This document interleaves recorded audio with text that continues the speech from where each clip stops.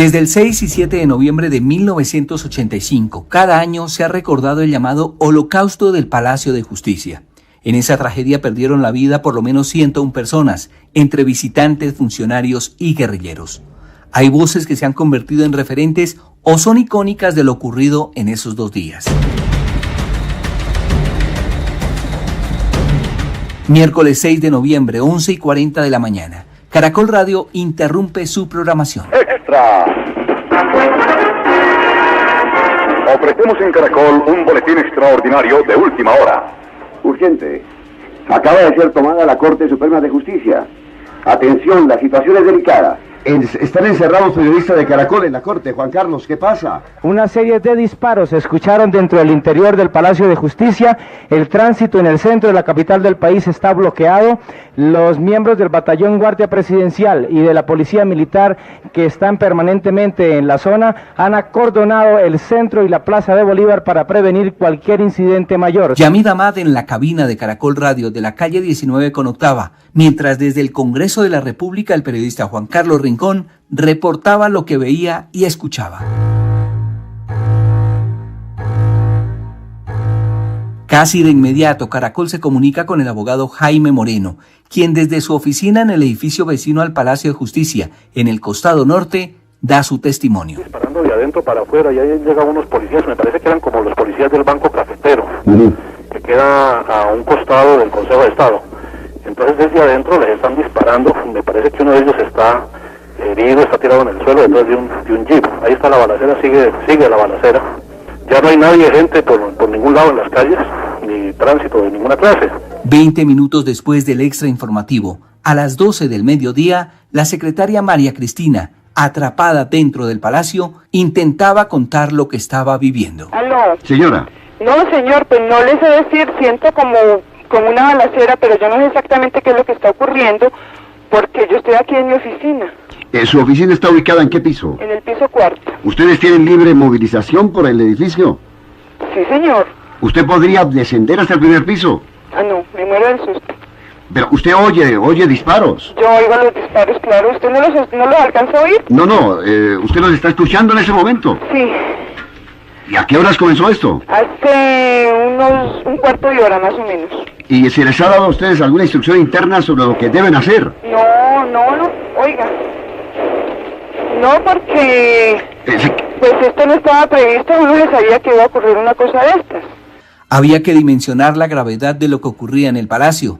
El periodista Héctor Mario Rodríguez contextualizó el número de magistrados que podrían ser rehenes en ese momento. La Corte Suprema de Justicia cuenta con 24 magistrados. 6 pertenecen a la Sala Civil, 8 pertenecen a la Sala Laboral, 8 pertenecen a la Sala Penal y 4 pertenecen a la Sala Constitucional. El Consejo de Estado cuenta con 20 magistrados, 4 son de la Sala de Consulta y Servicio Civil, 4 de la sección primera, 4 de la sección segunda, 4 de la sección tercera y 4 de la sección cuarta. Habitualmente a esta hora están todos los magistrados, 44 en total en sus despachos. Exactamente, a esta hora están casi todos y sus magistrados auxiliares, además de los relatores y los fiscales de esas corporaciones.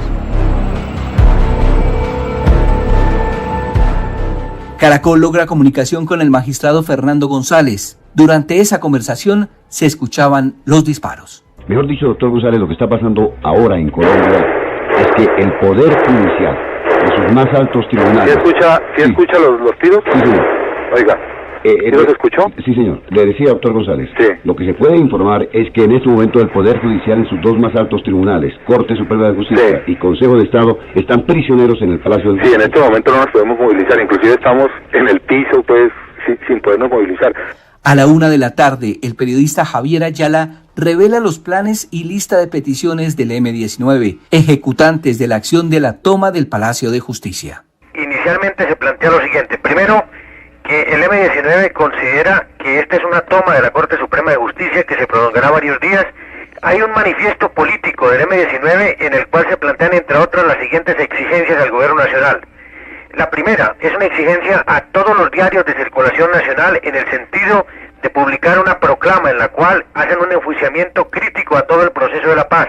La segunda petición es un espacio radial de 1 hora diaria a partir de hoy y en los próximos 4 días Otra de las exigencias planteadas por el M-19 es la presencia del presidente Belisario Betancur en la Corte Suprema de Justicia para hacer una especie de juicio sobre lo que se ha hecho en relación con el proceso de la paz. Y además se plantea en este manifiesto una petición en el sentido de que ellos tendrán derecho permanente a utilizar o un espacio de televisión o una hora diaria en la radio del país. Décadas después de la toma y retoma del Palacio de Justicia, Ervin Hoyos Medina obtiene una copia de los audios de las comunicaciones militares que un radioaficionado grabó durante el Holocausto. Entiendo que no han llegado los de la Cruz Roja. Por consiguiente, estamos con toda la libertad de operación y jugando contra el tiempo. Por favor, apurar a consolidar y acabar con todo. Regresamos a la cronología. Nos situamos a las 3 de la tarde del 6 de noviembre. El periodista de Caracol Radio, Guillermo Franco Fonseca, reporta que pareciera acercarse el fin de la acción armada. En estos momentos ya prácticamente se ha terminado un operativo por parte de la Policía Nacional y unidades del Ejército. Se están evacuando la mayoría de empleados. Acaba de salir en este momento el conocido abogado Bendet Olivella. Todos estos empleados están bastante nerviosos, algunos con histeria, y están siendo ubicados aquí en el Museo del 20 de Julio, en la Casa del Florero. Ese final se quedó en una ilusión. Continuaron los disparos, los malos tratos y el asedio. Sobre las 4 de la tarde, Caracol Radio habla con el presidente de la Corte Suprema de Justicia, el magistrado Alfonso Reyes Echandía, asesinado en el Holocausto. Necesitamos dramática y urgentemente que cese el fuego por parte de las autoridades. Estamos rodeados del M-19 en varios pisos, en el cuarto piso, en varios de nuestros establecimientos, de nuestros despachos judiciales. Ellos están dispuestos a dialogar, traen una demanda concreta, pero si no cesa inmediatamente el fuego, morimos todos. Minutos después, la periodista Mónica Rodríguez habla con el cabecilla y uno de los comandantes del M-19, Andrés Almarales. ¿Qué tiene usted que decir a estas horas de la tarde cuando todo el mundo está esperando que haya una solución a este problema? A estas horas de la tarde tengo que decir que el presidente volvió a fugarse de la paz.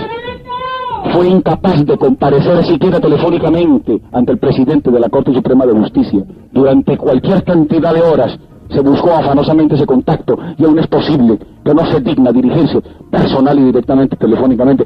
En la esquina de la Casa Museo 20 de Julio, varios periodistas, entre ellos Guillermo Franco Fonseca, logran hablar con el magistrado Jaime Paredes. Lo único importante es respaldar el Estado de Derecho. Respaldar el Estado de Derecho, respaldar el Estado de Derecho. ¿Hay algún magistrado o consejero herido? No tengo conocimiento. ¿Y usted cómo se siente, doctor Paredes? Ya estoy bien. ¿Usted se siente bien? Apenado con el mundo, con mi patria, adolorido.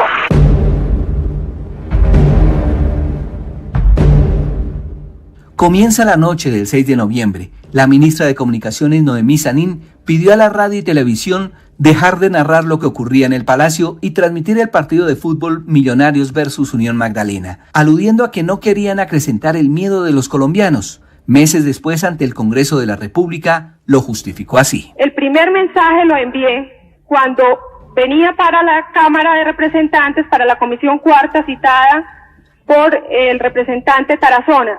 Como no pude llegar por el tiroteo que en sus proximidades se hizo, entonces llegué a la primera tienda que se encontraba, pedí un teléfono y desde ese teléfono le pedí a la secretaria general del ministerio que se pusiera en contacto con la totalidad de las emisoras del país y les pidiese frente a hechos que todavía no conocíamos de qué gravedad eran, total responsabilidad, y dicté desde ese teléfono en esa tienda el mensaje que el citante, el señor representante César Gaviria, repite y que en él se pide solamente colaboración porque en ese momento nosotros no sabíamos de qué se trataba. Ese Marconi dice: el gobierno nacional agradece a los medios de comunicación la colaboración que presten ante los hechos conocidos por la opinión y solicita abstenerse de transmitir por radio o televisión informaciones sobre los operativos militares en directo o a través de entrevistas o comunicados. A las 10 de la noche se produce una de las afirmaciones más recordadas del Holocausto del Palacio de Justicia. El coronel del Ejército Alfonso Plazas Vega, comandante de la Escuela de Caballería de la 13ª Brigada, en la puerta de uno de los carros blindados, explica a periodistas como Julio Suárez Anturi de Caracol Radio las acciones militares. ¿Cuál es la decisión firme de las Fuerzas Armadas en esta operación? Tener la democracia, maestro. Aquí no van ellos a asustarnos ni a atentar contra ninguno de los poderes ni contra ninguna de las ramas del poder público. Esto es un atentado contra la rama jurisdiccional y eso hay que dejarlo muy claro, que el ejército está en condiciones de mantener todas las ramas del poder público funcionando porque esto es una democracia y para eso estamos, para hacerlo respetar. Horas más tarde se desata un incendio en el Palacio de Justicia y continúa toda la noche y madrugada. Desde un carro blindado disparan contra el frente superior del Palacio de Justicia, asegurando que se pretendía crear una chimenea para que saliera el humo. Muy temprano del jueves 7 de noviembre, el alcalde de Bogotá, Isnardo Ardila, en diálogo con Yamid Amad de Caracol Radio, reportó lo sucedido en el Palacio. El edificio estaba anoche incendiado más o menos en un 60, un 70%. Yo creo que con el voraz incendio que está ocurriendo a esta hora, la destrucción va a ser total del edificio. Yo creo que el edificio del Palacio de Justicia va a quedar solamente en la estructura de concreto de los muros. Durante la mañana cesaron los diálogos con los rehenes porque las líneas telefónicas fueron afectadas por el incendio.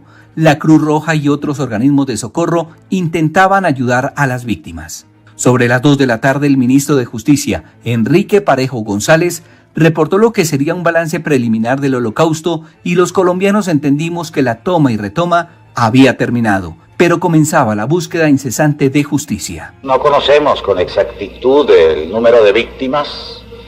Desde luego estamos ya enterados de la dolorosa tragedia que ha vivido el país por la pérdida de sus más destacados funcionarios de la rama jurisdiccional, entre ellos el presidente de la Corte Suprema de Justicia, los miembros de la Sala Constitucional, algunos miembros de otras salas. Yo creo que ya esa pérdida es lo suficientemente elocuente como para que sintamos que la tragedia ha sido inmensa. Durante el gobierno Barco, los máximos jefes del M-19 fueron indultados y esa acción fue ratificada en 1992, mientras que los procesos a los militares continuaron, así como las preguntas de varias familias que 40 años después siguen esperando respuestas.